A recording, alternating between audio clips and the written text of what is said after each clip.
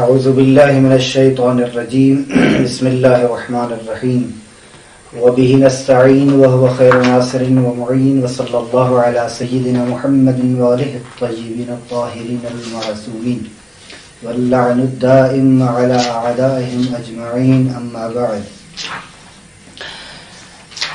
آپ لوگوں کے اصرار کو مد نظر رکھتے ہوئے اور دانشگاہ معارف اہل بیت علیہ الصلاۃ والسلام کے شعبہ تعلیمات کے انچارج کے امر کی تعمیل کرتے ہوئے ہم ایک تیسرا موضوع آپ کی خدمت میں لے کر حاضر ہوئے ہیں. اس موضوع کا نام ہے نحو، اور اس میں سب سے ابتدائی اور بنیادی کتاب جس کا نام نحو مقدماتی ہے، یہ کتاب ہے. انشاءاللہ ہم اس کو شروع کریں گے، اور قبل اس کے کہ ہم کتاب میں جو درج مطالب ہیں ان کی طرف جائیں، ایک مختصر مقدمہ ذکر کرتے ہیں اپنے روش کے مطابق.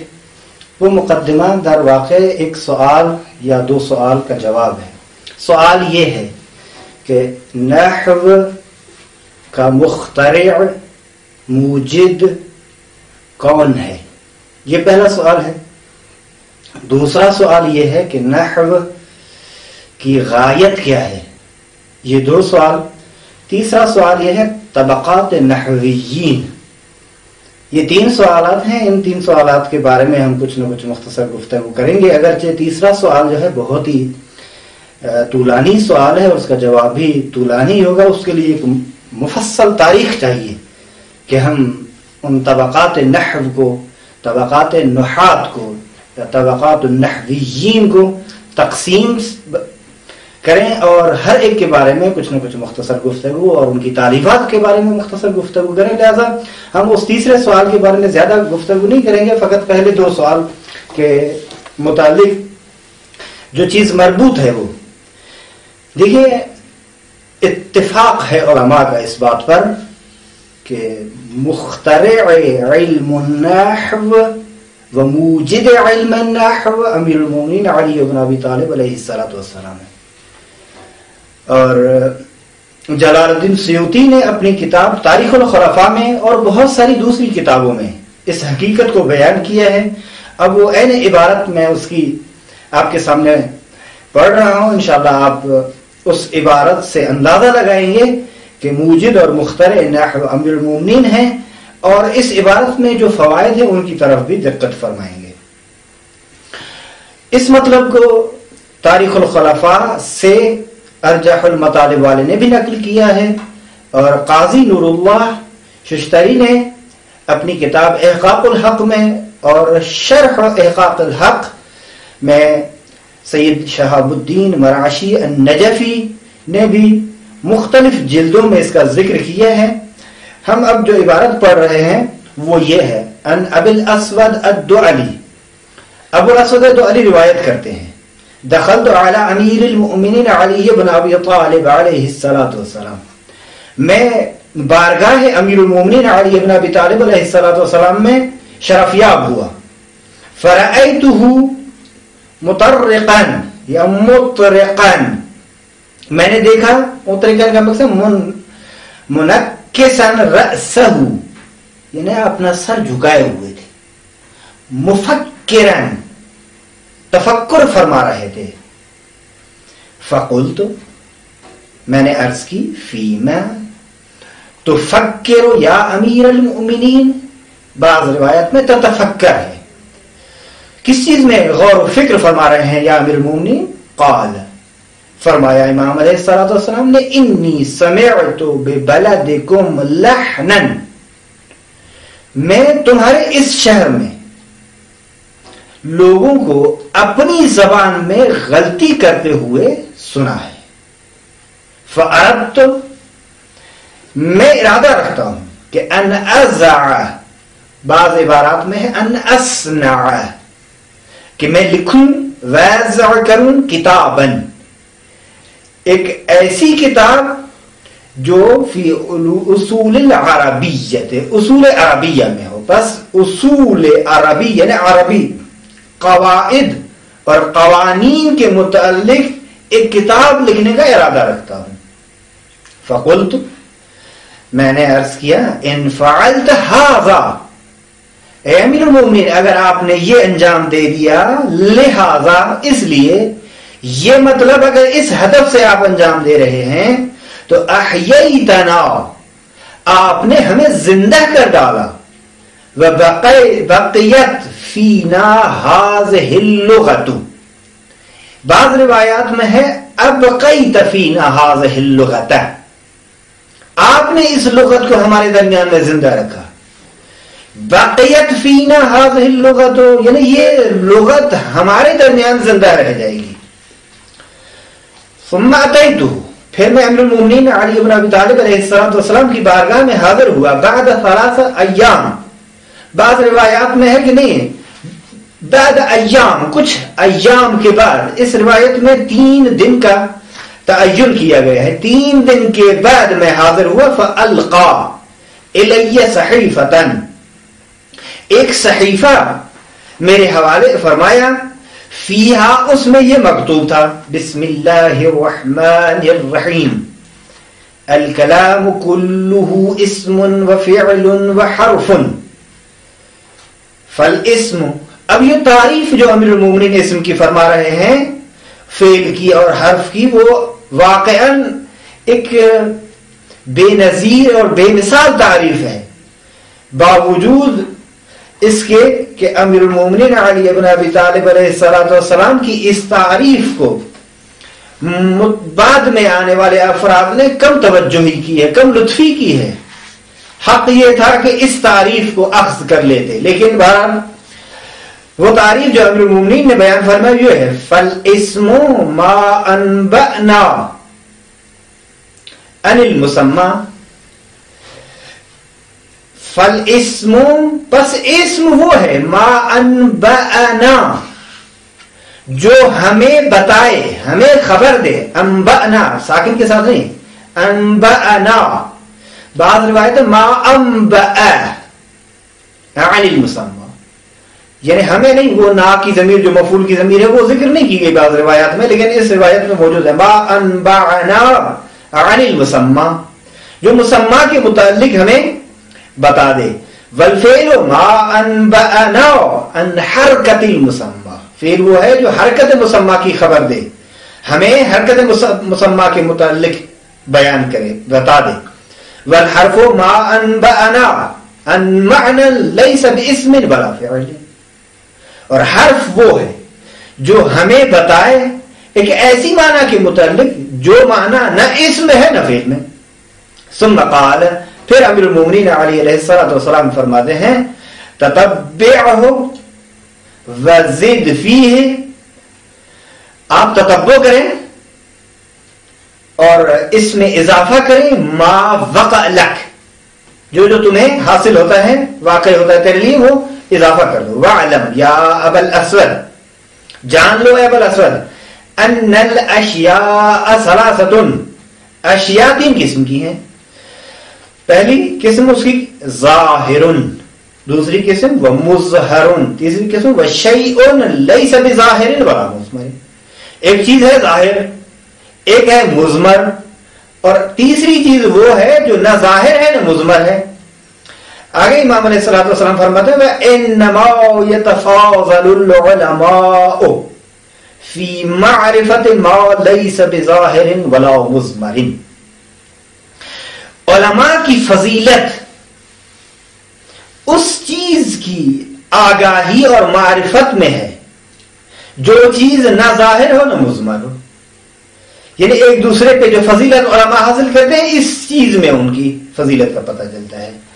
ابو الاسود دوالی کہتے ہیں، قال ابو الاسود فجمعت منہ اشیاء، اشیاء اس کو غیر منصرف بھی پڑھ سکتے ہیں، منصرف پڑھ سکتے ہیں، میں نے کچھ چیزیں جمع کی اس سے، وعرضتها علیہ، اور حضرت امیر المومنین کی خدمت میں عرضہ کی، پیش کی، فکان من ذلک حروف النصب، ان میں سے حروف نصب تھے، فذکرت، میں نے ذکر کیا، منہا حروف ناصبہ میں یہ چیزیں میں نے ذکر کی، سب سے پہلے ان وان ولیت ولعل وکأن، یہاں تک آگے وہ ابو الاسود کہتا ہے کہ ولم اذکر لیکن میں نے حروف نصب میں لیکن کو ذکر نہیں کیا. فقال لی امیر المومنین علی بن ابی طالب علیہ السلام نے مجھے فرمایا لم ترکتہا لیکن کو کیوں چھوڑ دیا. فقلت میں نے عرض کیا لم احسبها میں اسے ان حروف میں شمار نہیں کرتا تھا, میں اسے نہیں سمجھتا تھا کہ یہ بھی حرف ناصبہ میں سے ہے, حروف ناصبہ میں سے منها. فقال بل ہی منها, امیر المومنین فرماتے ہیں بلکہ یہ لیکن بھی حروف ناصبہ میں سے ہے, حروف نصب ہے. جس طرح آپ عوامل فی النحو پڑھتے ہیں نا, اس میں النوع الثانی حروف تنصب الاسم وترفع الخبر کا عنوان آتا ہے, وہ یہی ہے. فزدها فیہا, بس لیکن کو ان حروف نصب میں جو اسم کو نصب دیتے ہیں اور خبر کو رفع دیتے ہیں, حروف مشبہ بالفعل مراد ہے یہاں. یعنی حروف مشبہ بالفعل میں جہاں ان لیت لعل کأن ہے وہاں لیکن بھی ہے. فزدها فیہا, اسے ان میں شامل کر دو, اضافہ کر دو, بڑھا دو. یہ امیر المومنین علی بن ابی طالب علیہ السلام کے متعلق کہ سب سے پہلے امیر المومنین ہی واضح اور موجد علم نحو ہیں, اور ارجح المطالب صفحہ نمبر 235 اور 236 میں بھی یہ مطلب ذکر ہے. اور اس کے لیے دیکھیں کنز العمال میں متقی ہندی نے بھی اسی روایت کو انہی الفاظ کے ساتھ تھوڑی سی معمولی عبارت کا اختلاف ہے اس میں, وہ وہی لکھتے ہیں ان ابی الاسود الدؤلی قال دخلت علی علی بن ابی طالب, یہاں امیر المومنین نے یہ لفظ, فرأیتہ وہی عبارت یہاں متفکرن ہے, وہاں مفکرن تھا. یہ ایک ہے فیما تفکر یا امیر المومنین, جس طرح وہاں ہے اسی طرح بھی یہاں ہے. اور فیما تفکر یا امیر المومنین فقال قال انی سمعت ببلدکم ھذا لہنا, یہاں لفظ ھذا اضافہ ہے, وہاں نہیں تھا. فأردت ان اصنع, وہاں ازع تھا. فأردت ان ازع, یہاں ہے اصنع کتابا فی اصول العربیت. پھر وہی عبارت ہے فقال, پھر وہی عبارت جو کہا کہ آیا یہ لیکن بھی حروف مشبہ بالفعل میں ہے, تو کہا بلا ہی منہا, ہاں یہ ان میں سے ہے. فزاد لی فیہا, بس حروف مشبہ بالفعل میں میرے لیے امیر المومنین نے لیکن کو بھی اضافہ فرمایا. یہ عبارت ہے کنز العمال کی جلد نمبر 1 صفحہ نمبر 284 حدیث نمبر 29456. اور شمس الدین الذہبی نے اپنی کتاب سیر اعلام النبلاء میں بھی اسی عبارت کو بیان کیا ہے. ان ابی الاسود الدؤلی, لفظ وہاں الدؤلی نہیں ہے, فقط ان ابی الاسود ہے. قال دخلت علی علی, یہاں لفظ امیر المومنین نہیں ذکر کیا, اور علی بن ابی طالب نہیں, چونکہ یہ شخص جو ہے انتہائی متعصب شخص ہے, کوشش یہ ہوتی ہے اس کی کہ امیر المومنین کے فضائل کا انکار کریں. فرأیتہ مطرقا یا مطرقا, یہاں مفکرن کا لفظ نہیں ہے یا متفکرن کا لفظ نہیں ہے. فقلت, میں نے عرض کی فیما تتفکرو, یہاں تفکر کے بجائے تتفکر ہے باب تفاعل سے, یا امیر المومنین.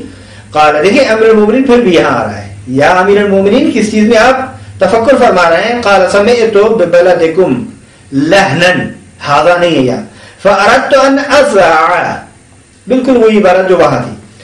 فالقى الی صحیفۃ فیہا, یہاں بسم اللہ الرحمن الرحیم نہیں ہے. الکلام کلہ اسم وفعل وحرف, پھر آگے وہی حروف مشبہ بالفعل کا مسئلہ. جمعت اشیاء ثم عرضتها علیہ, یہاں تک لکھتے ہیں جلد نمبر 4 صفحہ نمبر 84. اور ترجمہ ہے ابو الاسود الدؤلی کا, ترجمے کا نمبر ہے 28. یہ عبارت تھی ان افراد کی. البتہ اس کو زیادہ تفصیل سے اگر آپ دیکھنا چاہتے ہیں تو مرحوم سید شہاب الدین المرعشی ثم النجفی نے بھی اپنی کتاب شرح احقاق الحق میں ذکر کیا ہے تفصیل سے.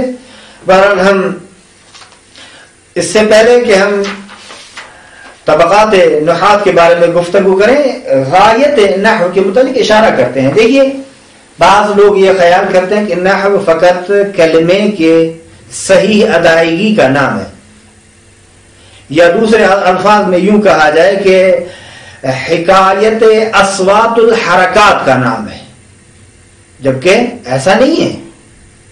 یہ بے بصیرت لوگ ہیں جو یہی کہتے ہیں کہ نحو تو اس سے اعلیٰ اور اجلا ہے، چونکہ واضح علم نحو کتنی عظمت کا مالک ہے، کس قدر عظمت ہے اس کی شان، اس کی کہتے ہیں کہ امیر المومنین علی بن ابی طالب اجل ہے، اس سے بزرگ اور بالا ہے اور اعلیٰ ہے، اشرف ہے اس سے کہ فقط حرکات اعراب کے تعیین صوت کے لیے اپنی جہد کو صرف کر دے.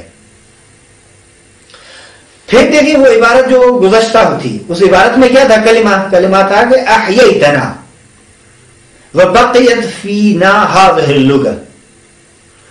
یہ ہدف جو ہے یہ کلمہ اس حکایت اصوات الحرکات سے سازگار نہیں ہے، یہ بہت بڑا ایک مطلب ہے. اور دوسرا امیر المومنین البتہ یہ اسی طرح جس طرح کہتے ہیں کہ ما اشد الحر، حقیقت میں تعجب کا ارادہ کر رہا ہے ادھر. اور سننے والا کون ہے؟ ابو الاسود جیسا شخص ہے، وہ امیر المومنین کی مراد کو اچھی طرح سمجھتا ہے. بس نحو کیا ہے؟ فالنحو سبب وعلت لمعرفت المعنى الصحیح. نحو معنی یہ صحیح کی معرفت اور جان اور پہچان کا نام ہے. بس صحیح معنی کی معرفت کا سبب ہے علم نحو.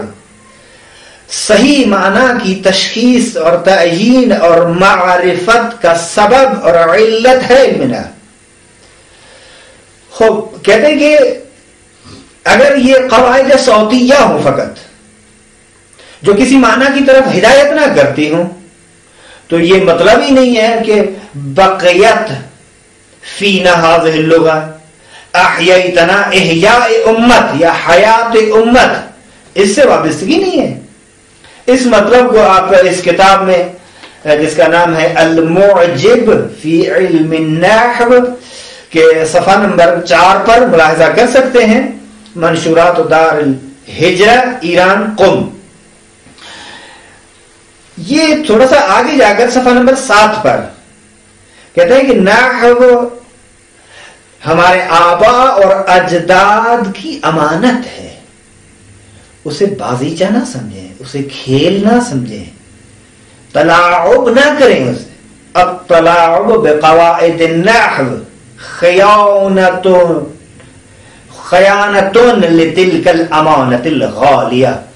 اس امانت عظیم کی خیانت ہے یہ اگر قواعد نحو سے تمسخر کیا گیا، مذاق کیے، کھیلا گیا اس سے. تو دوسری بات یہ وقطع لعلاقتنا بماضینا، اور دوسرا اس کا یہ ہے کہ اصلاً گزشتہ سے ہمارا رابطہ قطع ہو جاتا ہے اصلاً کلن. وسد لباب الادب العربی، اور ادب عربی کا باب بند ہو جاتا ہے، کلوز ہو جاتا ہے. ان حیاتنا الحاضرہ والمستقبلہ، ہماری اس زندگی موجود زندگی سے بھی اور آنے والی زندگی سے بھی. کما ان التلاعب به تحد لحقوق الاجداد المقدسہ. کہتے ہیں کہ تطور جو ہے وہ نظریات میں ٹھیک ہے، نحو نظریات کا نام نہیں ہے، بلکہ نحو مفتاح لفہم کلام من مضى.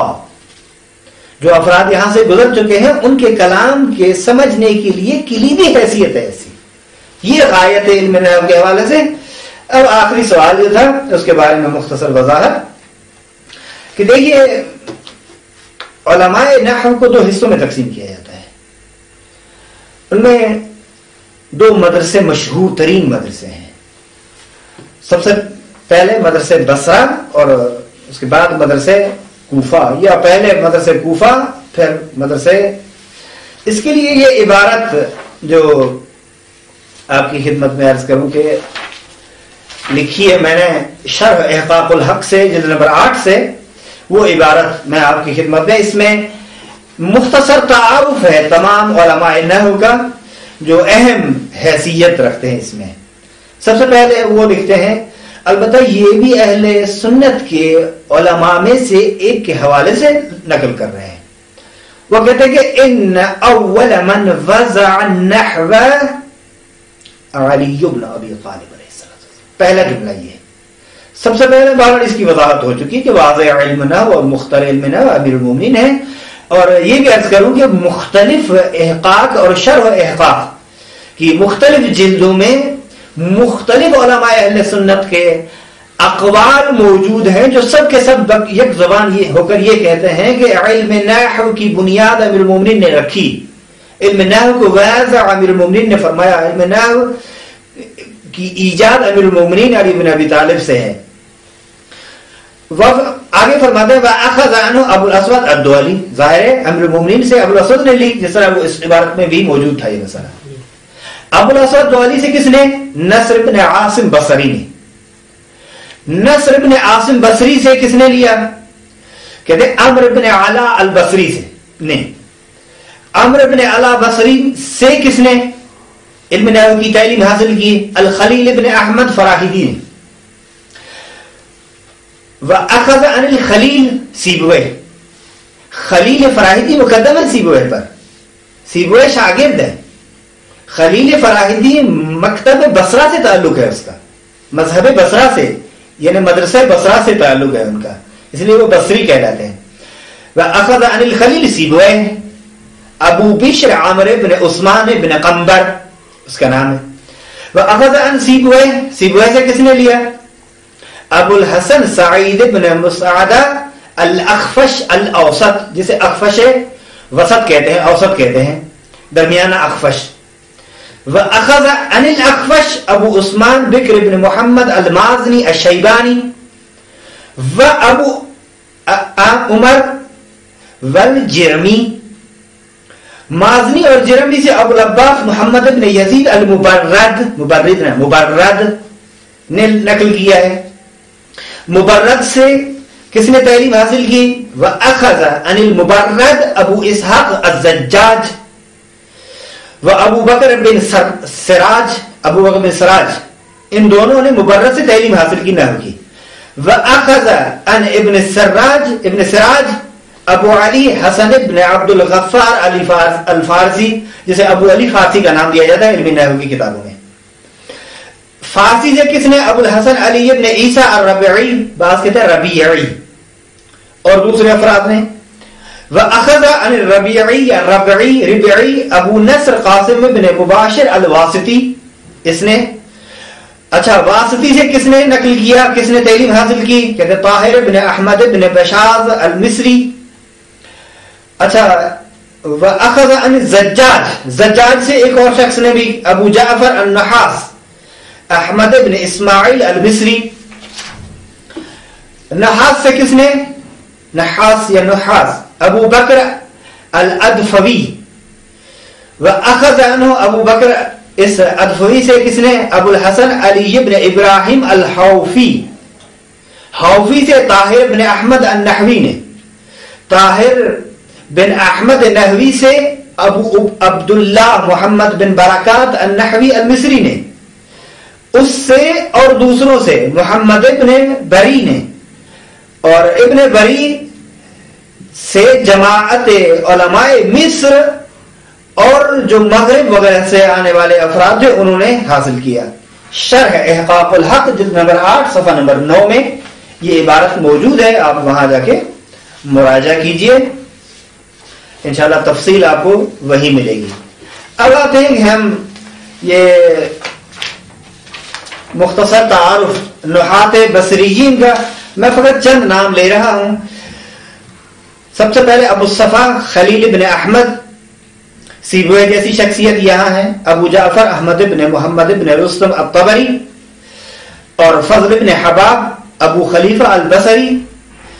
اور طبقات النحات کے متعلق بہت ساری کتابیں بھی لکھی گئی. جلال الدین سیوطی نے بھی کتاب لکھی ہے طبقات النحات. البصریین مبرد نے کتاب لکھی ہے جو ابھی اس کا ذکر ہو چکا، جو مازنی کا شاگرد ہے اور نفتویہ کا استاد ہے. اور طبقات النحویین ایک کتاب ہے جو طبقات النحویین واللغویین محمد ابن حسن الزبیدی الاندلسی، اس نے بھی لکھا ہے. اور دوسروں نے بھی بہت ساری کتابیں لکھی. جلال الدین سیوطی نے بھی طبقات النحات کے نام سے کتاب لکھی ہے اور دوسرے بھی ہیں. بہرحال نحات جو بصرہ کے تھے وہ اسی پر اکتفا کرتے ہیں کیونکہ بصرہ والوں کے نظریات بھی زیادہ استعمال کیے جاتے ہیں اور زیادہ ان کے متعلق آشنائی ہے، اس لیے ہم ان کو بیان نہیں کریں گے. فقط کوفہ والوں کے متعلق کچھ عرض کرتے ہیں کیونکہ مکتب کوفہ جو ہے مذہب کوفہ یا مدرسہ کوفہ وہ بالکل ایک محجور صورت ہے اس کی، اس لیے ہم اس کے متعلق کچھ نہ کچھ عرض کریں گے. سب سے پہلے دیکھیں ابو الاسود دؤلی عظیم شخص ہے جس نے ڈائریکٹ امیر المومنین سے اس علم کو، وہ مکتب کوفہ سے مدرسے کوفہ سے تعلق رکھتا ہے، کوفی مسلک ہے ابو الاسود دؤلی. اس کے بعد جو دوسرا شخص ہے ابو جعفر محمد بن حسن بن ابی سارہ، کوفیون کا تمام کوفیون کا نحو میں استاد ہے وَهُوَ أَوَّلُ مَنْ وَضَعَ مِنَ الْكُوفِيِّينَ كِتَابًا فِي النَّحْوِ. کوفیین میں سب سے پہلے نحو کے بارے میں جس نے کتاب لکھی وہ یہی شخص ہے. کسائی کا استاد بھی یہی شخص ہے. 190 ہجری میں اس دنیا سے چل بسے. تیسرا شخص ہے معاذ بن مسلم الحراء، یہ کسائی کا استاد ہے اور 187 ہجری میں وفات پا گیا. ابو الحسن علی ابن حمزہ جسے کسائی ابھی کہتے ہیں، کسائی یہ بنی اسد کا غلام ہے اور کوفیون کا امام ہے نحو میں، لغت میں اور قرائے سبا میں سے ایک شخص ہے. اور ہارون رشید کے فرزندوں کا مؤدب تھا، استاد تھا. رائے میں اس کی وفات ہوئی 189 میں 189 میں. ابو زکریہ فرا یحییٰ بن زیاد بن عبداللہ الباہلی، اور اس کی وفات جو ہے 207 میں ہوئی. القاسم بن معن بن عبد الرحمن بن عبداللہ بن مسعود الحزلی یا حزلی، یہ قاضی تھا کوفے میں، اس کی وفات جو ہے 175 ہجری میں ہوئی اور کہا گیا ہے 188 ہجری میں قمری میں، البتہ یہ قیلہ ہے. 7 نمبر پر علی ابن مبارک الاحمر، یہ محمد امین جو ہارون رشید کا ایک بیٹا تھا، اسے ادب سکھایا اور اسے تعلیم دی اور حج جا رہے تھے، حج کے موقع پہ وفات پا گئے. 194 میں ان کی وفات ہوئی. 8 ہشام بن معاویہ الضریر ابو عبداللہ، یہ اصحاب کسائی کے اعیان میں سے ایک ہے، عظیم شخصیت ہے. اس کی وفات 209 ہجری میں ہوئی. ابو طالب المکفوف جس کو عبد العزیز ابن احمد کہتے ہیں کہ اخذ النحو عن الکسائی ایضا. سلمہ ویہ اس نے بھی کسائی سے لیے، یہ 10 نمبر پہ. اور اسحاق البغوی اس نے بھی کسائی سے علم نحو حاصل کیا. عبداللہ ابن خریش ابو مسہل، قطیبہ الجعفی یہ عباسی خاندان میں تھا، مہدی عباسی عصر میں، عباسی خاندان میں سے نہیں تھا بلکہ عصر مہدی عباسی میں زندگی گزار رہا تھا، معاصر تھا.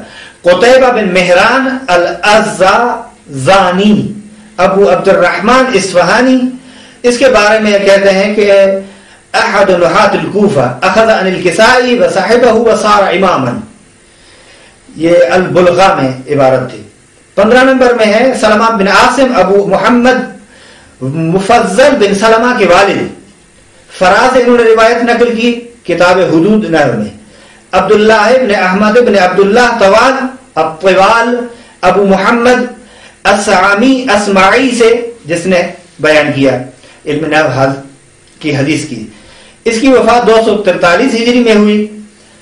محمد ابن عبداللہ ابن قادم جو ثعلب کے استاد ہیں 251 ہجری میں اس کی وفات ہو گئی. محمد ابن سعدان ابو جعفر الضریر 161 ہجری میں ولادت ہوئی اس کی، اور عید قربان کے دن 231 ہجری قمری میں اس دنیا سے چل بسے۔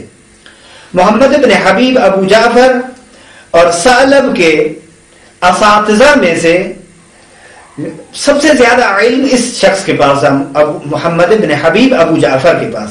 یہ سامرا میں ذی الحج مہینے میں وفات پا گئے 245 ہجری قمری میں۔ ابو العباس احمد بن یحییٰ بن زید جو معروف ہے ثعلب، جس کا ابھی ذکر ہو رہا تھا، یہ 200 ہجری میں ولادت ہوئی اس کی اور 291 میں وفات پا گئے۔ ہارون بن حائق الضریر یہ احد اعیان اصحاب ثعلب۔ اچھا، ابو موسیٰ سلیمان بن محمد الحامز جس کی وفات 305 ہجری میں ہوئی۔ احمد بن محمد بن عبداللہ المعبدی، یہ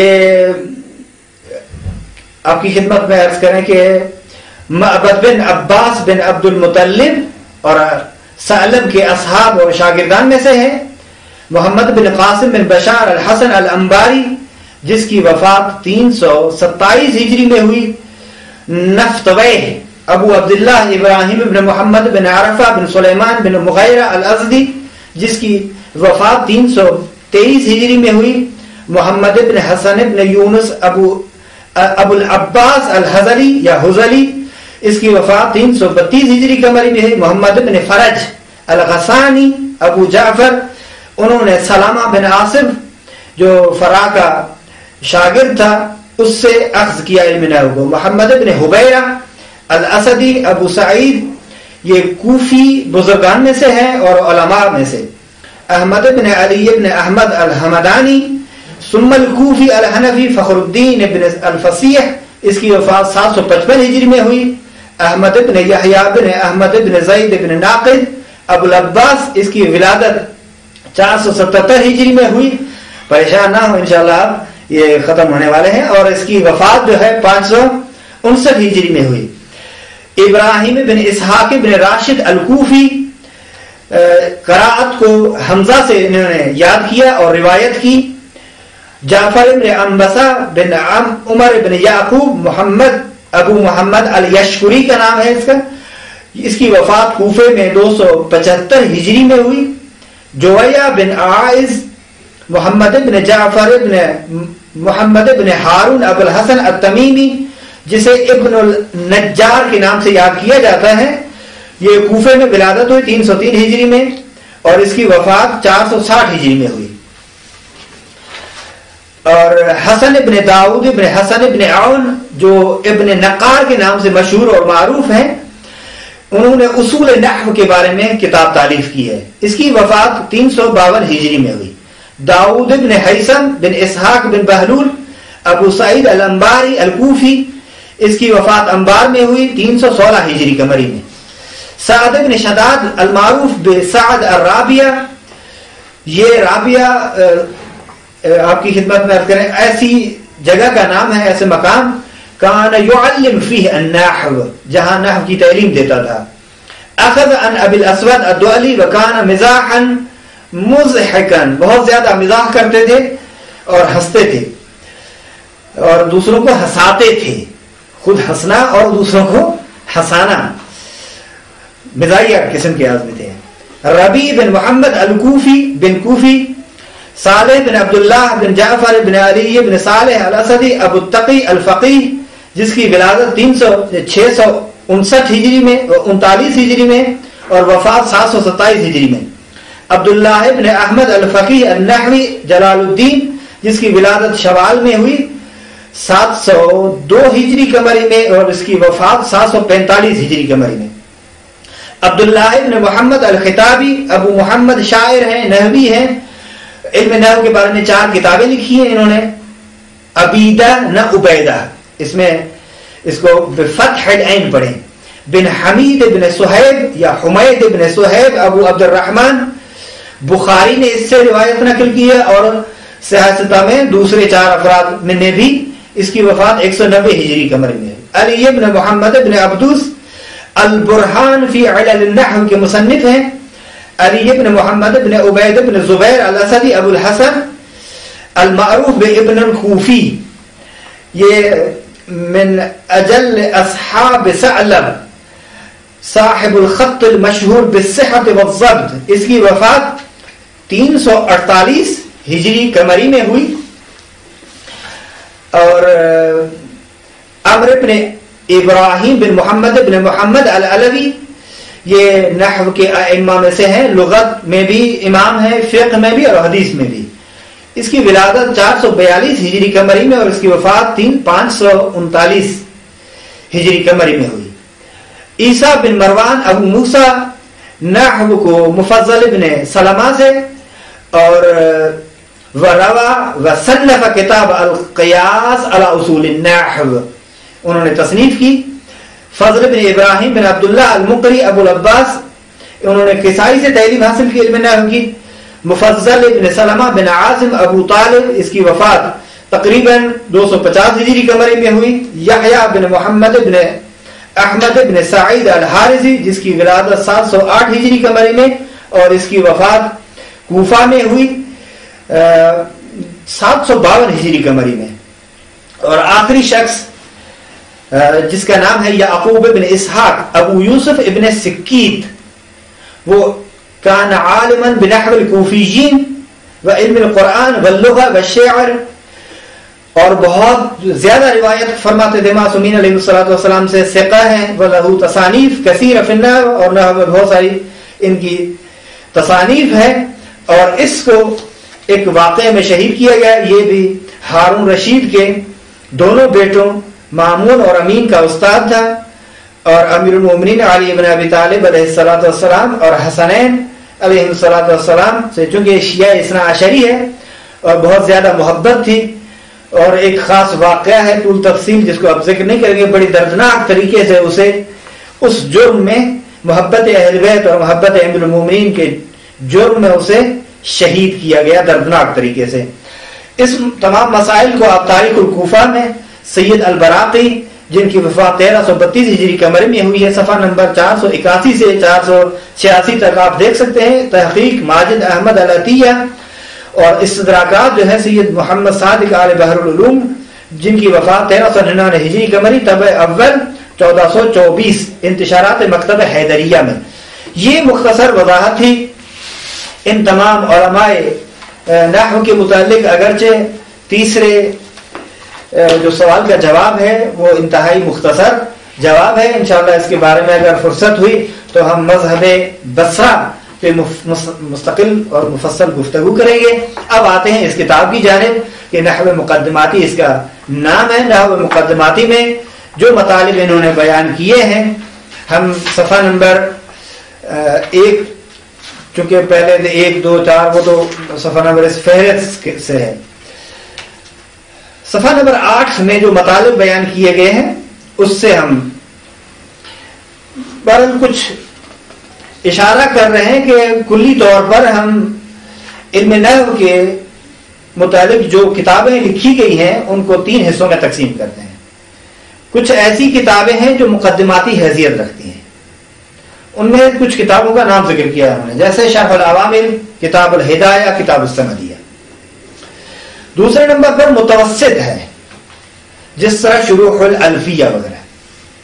تیسرے نمبر پر کہتے ہیں مرحلہ عالی اور تخصصی، یعنی یہ تخصصی کتابیں ہیں، جس طرح مغنی اللبیب عن کتب الاعاریب، الکتاب جو سیبویہ کی ہے، اور شرح الکافیہ وغیرہ، شرح الرضی، جامی وغیرہ، تمام اسی طرح کی کتابیں جو اسی سطح کی ہوں. پھر انہوں نے جو ہے عنوان دیا ہے نظری بکتب مقدماتی علم نحو. کہتے ہیں کہ اگرچہ کتب مقدماتی علم نحو در حد خود از جامعیت خوبی برخوردار می باشند.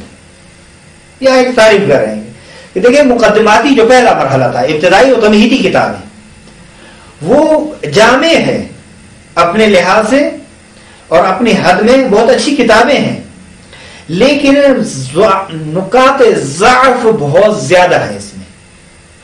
اور اسی وجہ سے یہی سبب ہے وہ ہے کہ حوزہ علمیہ میں مدت دراز تک ان کو بعنوان البتہ نقاط ضعف نہیں، نقاط قوت، معذرت کے ساتھ نقاط قوت بہت زیادہ ہیں ان میں، اور ان نقاط قوت کی وجہ سے حوزہ علمیہ میں عرصہ دراز سے ان کی تدریس کی جاتی ہے، انہیں پڑھایا جاتا ہے. کہتے ہیں باوجود اس کے کہ بہت اچھی کتابیں ہیں، جامع ہیں اور نقاط قوت بھی بہت زیادہ ہیں، لیکن نقاط ضعف بھی کم نہیں ہے، بہت زیادہ ہے وہ بھی. اور کہتے ہیں کہ تجربے نے یہ ثابت کر دکھایا ہے کہ مقدماتی مراحل میں اس طرح کی کتب سے علم نحو کے مسائل کو اور قواعد کو استخراج کرنا، سمجھنا انتہائی دشوار اور سخت ہے. بس مثال کے طور پر کہتے ہیں کہ ہم ایک اجمالی نظر دوڑاتے ہیں، اجمالی نظر رکھتے ہیں سب سے پہلی کتاب کی طرف جو طلاب کو پڑھائی جاتی ہے، شرح العوامل. کہتے ہیں اس میں جو مشکلات ہیں وہ 5 ہیں. سب سے پہلے مشکل کیا ہے؟ یہ ہے متن کتاب عربی زبان میں ہے، ٹھیک ہے، اور اس کا سمجھنا مبتدی طالب علموں کے لیے کہ جو اب تک قواعد نحو نہیں پڑھ چکے مشکل ہے. 2 مباحث کی ترتیب اس طرح ہے کہ انسان پریشان ہو جاتا ہے کہ اصل کیا ہوا. مثلا فرض کریں مثال کے ابتدائی صفحات میں یہ کتاب جو حروف جارہ اور اس کی معانی بیان کر رہی ہیں، مثلا وہ کہتے ہیں کہ تاکید کے لیے، یہ معنی تاکید کے لیے، تعدیہ کے لیے ضمیر ہے، اس میں ظاہر ہے، نکرہ موصوفہ ہے، منصوب نظر خافض ہے، اس طرح کی اصطلاحات بہت ساری ہیں. اور حروف مشبہ بالفعل کی بحث میں سومین صفحہ کتاب کہ عناوین جو مبتدا، خبر، جملہ اسمیہ، جملہ فعلیہ، موصول، قسم، ندا اور اس طرح کی باتیں بیان کی جاتی ہیں. اور کہتے ہیں اور بہت ساری چیزیں ہیں جو اسی طرح ہوتے ہیں. تیسرے نمبر پر کہتے ہیں کہ بدیہی اور واضح چیز ہے کہ فنی اور تخصصی مسائل کا ذکر کرنا ہر جس بھی علم کے فنی اور تخصصی مسائل ہوں مبتدی کے لیے فن آموزش اور فن تعلیم کے اعتبار سے صحیح نہیں ہے. 4 نمبر پر کہتے ہیں کہ دیکھیں مثال اور جو شواہد ہیں وہ کتاب میں مشکلات کو اور بڑھا دیتے ہیں. مثلا فرماتے ہیں کہ للہ الامر من قبل ومن بعد یا کفا باللہ شہیدہ، اس طرح کی مثالیں. اور 5ویں چیز اور 5ویں مشکل وہ یہ ہے کہ تمرین نہیں ہے اور ایک نقص ہے یہ کتابوں میں. کہتے ہیں کہ ان تمام چیزوں کو مد نظر رکھتے ہوئے ایک ابتدائی کتاب کی ضرورت محسوس کی گئی کہ جس کا نام ہم نے نحو مقدماتی رکھا ہے، اور اس کی یہ جو صفحہ نمبر 10 پر اس کی خصوصیات بیان کی ہیں آپ ان کو دیکھیں گے. دیکھیے اب اس پہ میں ایک مختصر عرض کروں. دیکھیے یہ اعتراضات جو ہیں یہ اس وقت بجا ہے کہ عوامل فی النحو سے پہلے کوئی بھی کتاب نہ پڑھی جاتی ہو اور بندہ ابتدا سے آ کر طالب علم شروع کر دے عوامل فی النحو کو، خود جبکہ حوزہ علمیہ میں اس طرح رائج نہیں ہے. شرح عوامل سے پہلے خود عوامل فی النحو پڑھاتے ہیں جو 2 صفحوں کی کتاب ہے، جس میں پہلے یہ یاد دیا جاتا ہے کہ یہ حروف جارہ ہیں، اتنی تعداد ہے ان کی، یہ ہیں، یہ حروف مشبہ بالفعل ہیں، یہ ان کا عمل ہے، وغیرہ وغیرہ تمام. پہلے یہ بیان کیا. بلکہ اس سے بھی پہلے بہت سارے حوزہ علمیہ میں نحو میر کو پڑھایا جاتا ہے، مقدم کیا جاتا ہے. نحو میر جامع کتاب ہے، جب ہے مختصر ہے فارسی زبان میں، لیکن یہ جو مشکلات ہیں کافی حد تک وہیں حل ہو جاتی ہیں. اب پھر سمجھنے لگتا ہے کہ جو ہے عوامل فی النحو کیسے پڑھنی ہے، کیا کرنا ہے. بس بنابراین یہ تمام اعتراضات جو ہیں وہ اس وقت وارد ہیں جب اس عوامل فی النحو سے پہلے یا شرح العوامل سے پہلے، بلکہ انہوں نے شرح العوامل کا نام دیا ہے، شرح العوامل سے پہلے نہ پڑھائی جائے. بس ہم یوں کہیں اگر شرح العوامل سے پہلے خود عوامل کو پڑھایا جائے اور اس عوامل سے بھی پہلے اگر نحومیر یا نحومیر جیسی اور کتب کو پڑھایا جاتا ہو تو یہ اعتراضات وارد نہیں ہوتے. ہاں البتہ یہ مسئلہ جو ہے ایک وہ تمرین کا نہ ہونا یہ ایک واقعی بہت مشکل چیز ہے کہ خود تمرین نہ ہونا طلاب کے لیے ایک مشکل ساز چیز ہے. لہذا یہ اچھی چیز ہے کہ یہ اپنی کتاب میں اس کو اضافہ کریں گے. اور ترتیب کا مسئلہ نہیں ہے کوئی, اور فارسی زبان کا بھی مسئلہ عربی زبان میں ہے چونکہ عوامل فی النحو وہ جو پہلے ہم بتا رہے ہیں نحو وغیرہ نحومیر وغیرہ وہ تو فارسی زبان میں وہ مشکل نہیں ہے. ترتیب بھی ان کی بہت اچھی ہے اور ابتدائی طالب علموں کے لیے تخصصی مسائل بھی نہیں ہے اس میں. اور اسی طرح بہرحال اس کی جو خصوصیات ہیں آپ خود اس کتاب میں پڑھیں. میں اشارہ کر رہا ہوں عبارت پڑھے بغیر. سب سے پہلے یہ ہے کہ یہ فارسی زبان میں رواں طریقے سے اسے لکھا گیا ہے تاکہ محصل جو ہے آسانی سے قواعد کلی کو جو وہ قواعد کلی جو عبارات کی پیچیدگی سے عاری اور خالی ہیں صحیح سے آسانی سے سمجھ سکے. دو, ترتیب منطقی مباحث کے درمیان میں رعایت کی گئی ہے. شواہد اور تمارین جو ہے آیات اور روایات اور ادعیہ انتخاب. البتہ یہ بہت اچھی چیز ہے کہ ہمیں بجائے اس کے کہ شعر جاہلی کو وہ عنوان شاہد بیان کر دیں ہم خود قرآنی آیات سے اور احادیث علیہ معصومین کی احادیث سے استفادہ کریں وہ تاکہ ہمیں دین فہمی میں بھی کام دے سکیں. اور ہماری کوشش یہ ہوگی کہ ہم اس کتاب کے علاوہ جو مثال لے آئیں وہ بھی قرآن کریم سے اور معصومین علیہ السلام کی احادیث سے ہوں گی اور خصوصاً امیر المومنین کے کلمات سے. امیر المومنین کے کلمات نہج البلاغہ ہوں یا غرار الحکم ہو یا کوئی اور کتاب. کوشش ہماری یہ ہوگی کہ غرار الحکم کو ہم لے کر آئیں اور آپ کے سامنے غرار الحکم بھی پیش کریں اور دیکھیں. 5ویں نمبر پر جہت آشنائی کا متون عربی.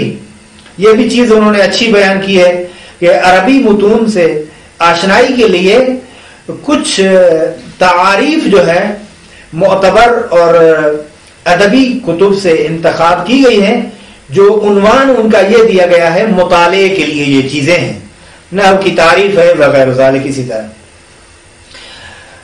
باقی وہ ایک تذکر ہے وہ ضروری نہیں ہے. سب سے پہلے آتے ہیں ہم علم نحو کی تعریف جو یہ کر رہے ہیں. آج چونکہ یہ پہلا جلسہ ہے اور تبصرۃ المتعلمین میں اور اس کے یہ آداب المتعلمین میں معذرت کے ساتھ تبصرۃ المتعلمین فقہی کتاب ہے. آداب المتعلمین.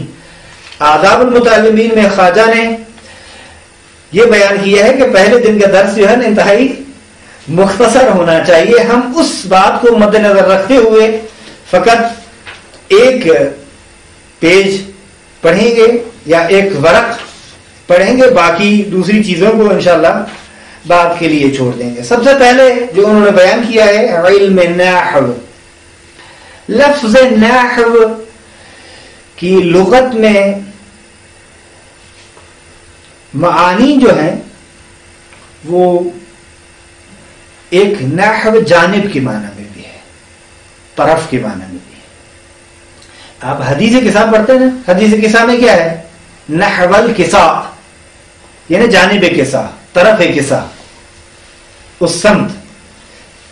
نحو قصد کے معنی میں بھی ہے, نحونا یعنی قصدنا,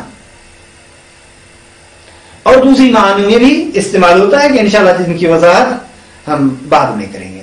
بس لغت کے اعتبار سے نحو کلمہ نحو ان دو معانی میں ابھی ذہن میں رکھیں. نحو مثال کی معنی میں بھی ہے, جس طرح آپ کہتے ہیں کہ اسم جیسے زید, رجل, علم, تو نحو اس مثال کے معنی میں بھی استعمال کیا جاتا ہے. باقی اور معنی بھی ہیں انشاءاللہ ہم کو کسی اور مناسب وقت میں بیان کر دیں گے. اچھا, تعریف کیا ہے علم نحو کی؟ اب یہاں میں کچھ کتابوں کا حوالہ دے دوں, آپ وہاں بھی دیکھیے. کہتے ہیں کہ ہدایہ میں جو عبارت ہے اس کو بھی دیکھیے، النحو علم باصول تعرف بها احوال اواخر الکلم الثلاث من حیث الاعراب والبناء وکیفیت ترکیب بعضها مع بعض. یہ عبارت تھی وہاں یعنی الہدایہ فی النحو میں. سمدیہ میں جو عبارت ہے وہ یہ ہے، النحو علم بقوانین الفاظ العرب من حیث الاعراب والبناء. یہ تعریف ہے علم نحو کی ان دو کتابوں میں. اور اس کتاب میں جو فارسی میں تعریف کی گئی ہے وہ یہ ہے، قواعدی کہ بسبب دانستن آنہا احوال آخر کلمات و طریقے ترقیب آنہا با یک دیگر دانستے می شود علم نحو نامیده می شود. کہتے ہیں ایسے قواعد کہ جن کے سبب کہ بسبب دانستن آنہا، یعنی اگر معلوم ہو جائیں یہ قواعد، جان لیے جائیں، ان قواعد کی معرفت حاصل ہو جائے تو کیا ہوگا؟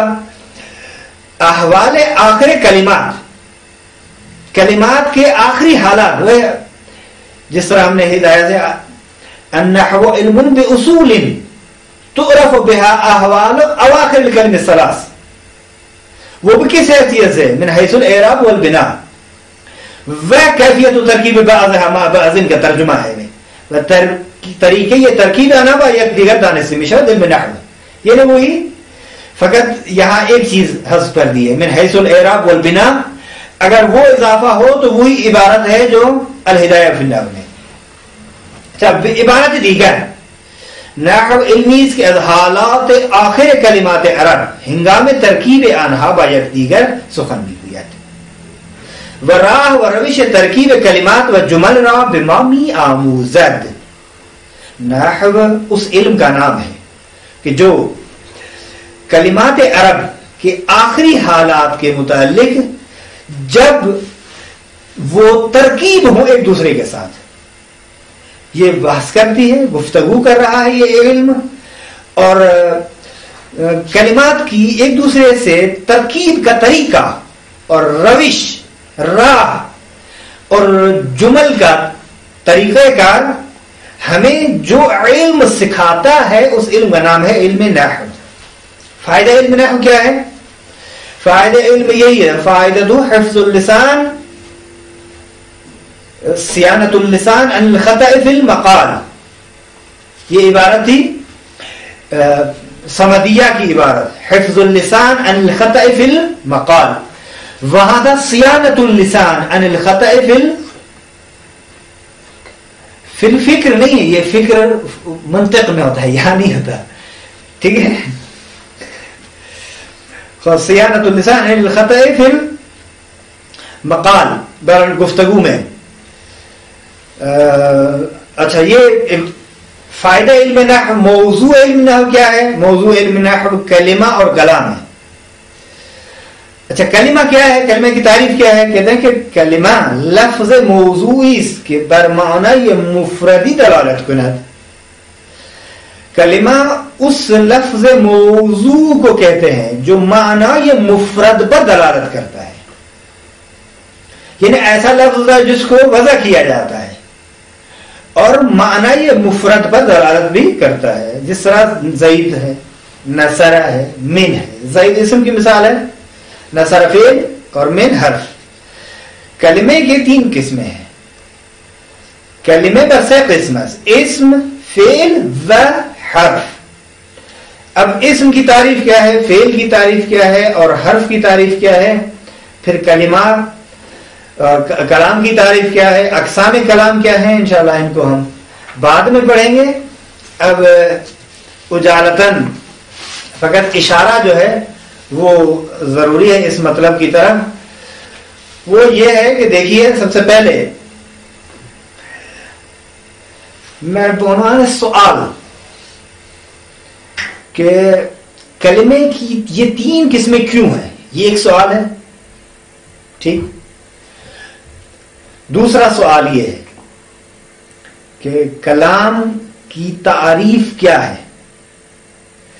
تیسرا سوال یہ ہے کلام اور جملے میں کیا فرق ہے اور اگر منطقی اعتبار سے ان کے درمیان میں نسبت سنجی کی جائے، نسبت قائم کی جائے، تو وہ کون سی نسبت بنتی ہے؟ اور اسی طرح ایک اور سوال، کلام، کلم اور قول، ان تینوں میں کیا فرق ہے؟